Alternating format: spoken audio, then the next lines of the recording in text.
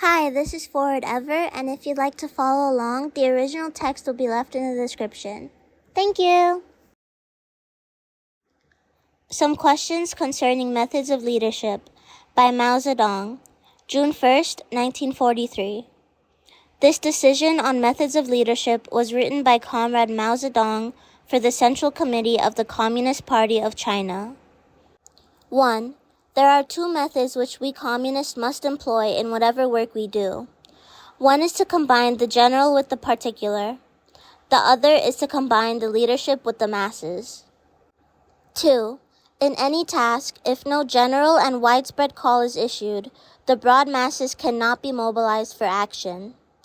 But if persons in leading positions confine themselves to a general call, if they do not personally, in some of the organizations, go deeply and concretely into the work called for, make a breakthrough at some single point, gain experience and use this experience for guiding other units, then they will have no way of testing the correctness or of enriching the content of their general call. And there is a danger that nothing may come of it. In the rectification movement of 1942, for example, there were achievements wherever the method of combining the general call with particular and specific guidance was used. But there were no achievements wherever this method was not used. In the rectification movement of 1943, each bureau and sub-bureau of the Central Committee and each area and prefectural party committee, in addition to making a general call, a rectification plan for the whole year, must do the following things, gaining experience in the process.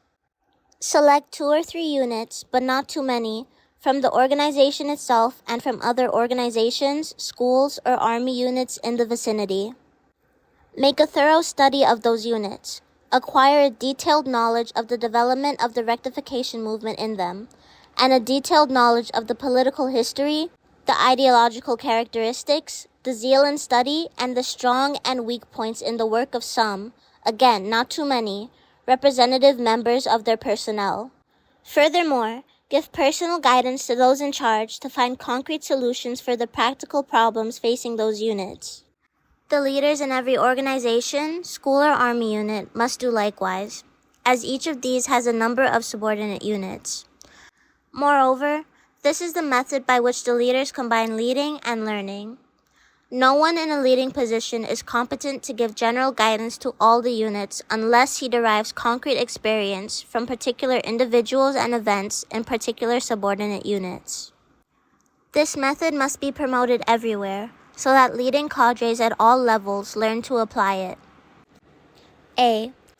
Experience in the 1942 rectification movement also proves it is essential for the success of the rectification that a leading group should be formed in each unit in the course of the movement, made up of a small number of activists and with the head of the given unit as its nucleus, and that this leading group should link itself closely with the masses taking part in the movement. However active the leading group may be, its activity will amount to fruitless effort by a handful of people unless combined with the activity of the masses. On the other hand, if the masses alone are active without a strong leading group to organize their activity properly, such activity cannot be sustained for long, or carried forward in the right direction, or raised to a high level. The masses in any given place are generally composed of 3 parts: the relatively active, the intermediate, and the relatively backward. The leaders must therefore be skilled in uniting the small number of active elements around the leadership and must rely on them to raise the level of the intermediate element and to win over the backward elements. A leading group that is genuinely united and linked with the masses can be formed only gradually in the process of mass struggle and not in isolation from it. In the process of a great struggle, the composition of the leading group in most cases should not and cannot remain entirely unchanged throughout the initial, middle, and final stages. The activists who come forward in the course of the struggle must constantly be promoted to replace those original members of the leading group, who are inferior by comparison or who have degenerated. One fundamental reason why the work in many places and many organizations cannot be pushed ahead is the lack of a leading group which is united, linked with the masses, and kept constantly healthy. A school of 100 people certainly cannot be run well if it does not have a leading group of several people, or a dozen or more, which is formed in accordance with the actual circumstances and not thrown together artificially, and is composed of the most active, upright, and alert of the teachers, the other staff, and the students. In every organization, school, army unit, factory, or village, whether large or small, we should give effect to the 9th of Stalin's 12 conditions for the Bolshevization of the party, namely that on the establishment of a nucleus of leadership. 1. The criteria for such a leading group should be the four which Dimitrov enumerated in his discussion of cadres policy: absolute devotion to the cause, contact with the masses, ability independently to find one's bearings, and observation of discipline. 2. Whether in carrying out the central tasks, war, production, education, including rectification, or in checking up on work, examining the cadres' histories, or in other activities, it is necessary to adopt the method of linking the leading group with the masses, in addition to that of linking the general call with particular guidance. 4. In all practical work of our party, all leadership is necessarily from the masses to the masses. This means take the ideas of the masses, scattered and unsystematic ideas, and concentrate them. Through study, turn them into concentrated and systematic ideas.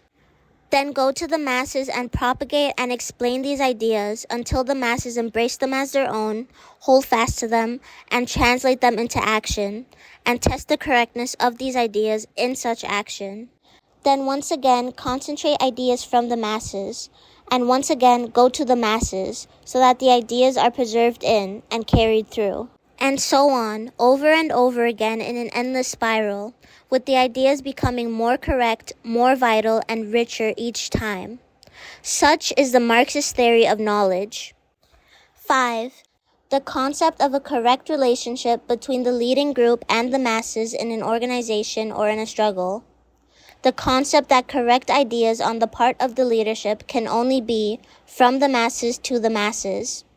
And the concept that the general call must be combined with particular guidance when the leadership's ideas are put into practice. These concepts must be propagated everywhere during the present rectification movement in order to correct the mistaken viewpoints among our cadres on these questions.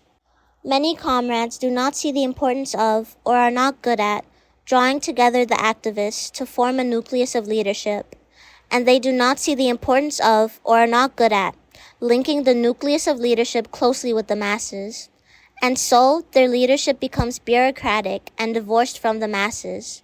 Many comrades do not see the importance of, or are not good at, summing up the experience of mass struggles, but fancying themselves clever, are fond of voicing their subjectivist ideas, and so their ideas become empty and impractical.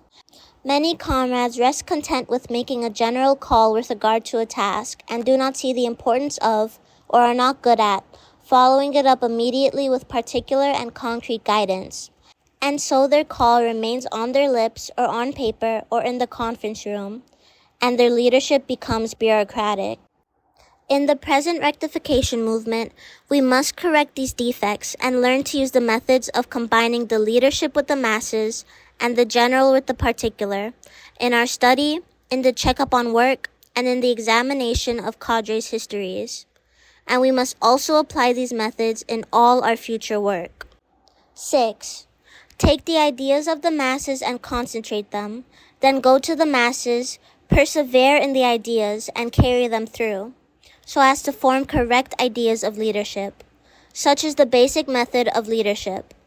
In the process of concentrating ideas and persevering in them, it is necessary to use the method of combining the general call with particular guidance, and this is a component part of the basic method.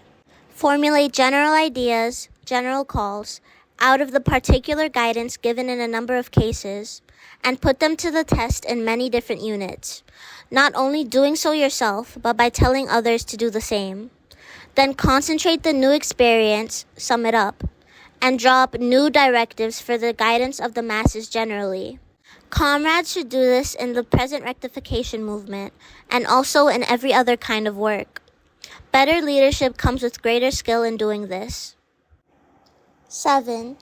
In relaying to subordinate units any task, whether it concerns the Revolutionary War, production or education, the rectification movement, check-up on work or the examination of cadres' histories, propaganda work, organizational work, or anti-espionage, or other work. A higher organization and its departments should in all cases go through the leader of the lower organization concerned so that he may assume responsibility. In this way, both division of labor and unified centralized leadership are achieved. A department at a higher level should not go solely to its counterpart at the lower level. For instance, a higher department concerned with organization, propaganda, or anti-espionage should not go solely to the corresponding department at the lower level, leaving the person in overall charge of the lower organization, such as the secretary, the chairman, the director, or the school principal, in ignorance or without responsibility. Both the person in overall charge and the person with specific responsibility should be informed and given responsibility.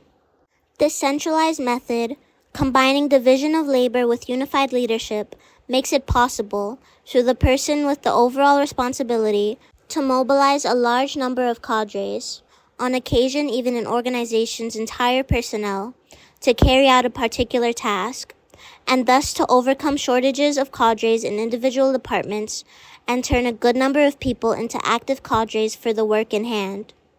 This, too, is a way of combining the leadership with the masses. Take, for instance, the examining of cadres' histories.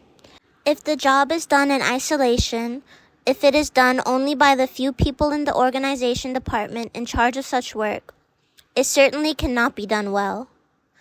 But if it is done through the administrative head of a particular organization or school, who mobilizes many or even all of his staff, or many or even all of his students to take part in the work, while at the same time the leading members of the organization department at the higher level give correct guidance, applying the principle of linking the leadership with the masses, then undoubtedly the task of examining the cadres' histories will be satisfactorily accomplished.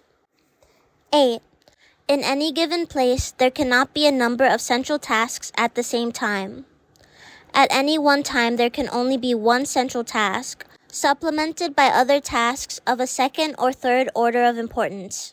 Consequently, the person with overall responsibility in the locality must take into account the history and circumstances of the struggle there, and put the different tasks in their proper order. He should not act upon each instruction as it comes from the higher organization without any planning of his own, and thereby create a multitude of central tasks, and a state of confusion and disorder.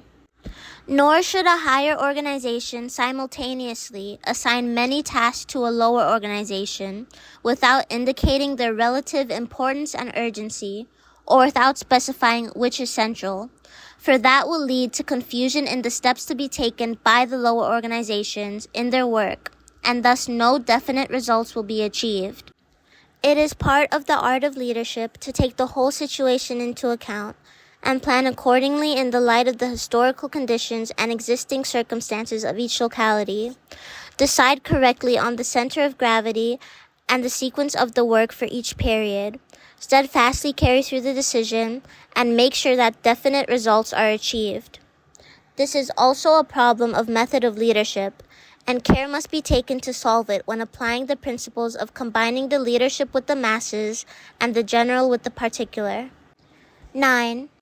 Details concerning methods of leadership are not dealt with here. It is hoped that comrades in all localities will themselves do some hard thinking and give full play to their own creativeness on the basis of the principles here set forth.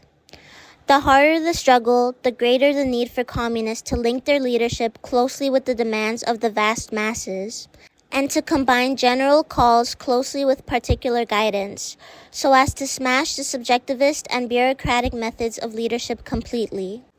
All the leading comrades of our party must at all times counterpose scientific, Marxist methods of leadership to subjectivist, bureaucratic methods of leadership, and use the former to overcome the latter. Subjectivists and bureaucrats do not understand the principles of combining the leadership with the masses and the general with the particular. They greatly impede the development of the work of the party. To combat subjectivist and bureaucratic methods of leadership, we must promote scientific, Marxist methods of leadership, both extensively and intensively. And that's the end of the audiobook. Thank you for reading along with me, and thank you to Marxist.org for hosting this book and thousands of other free text online. See you next time!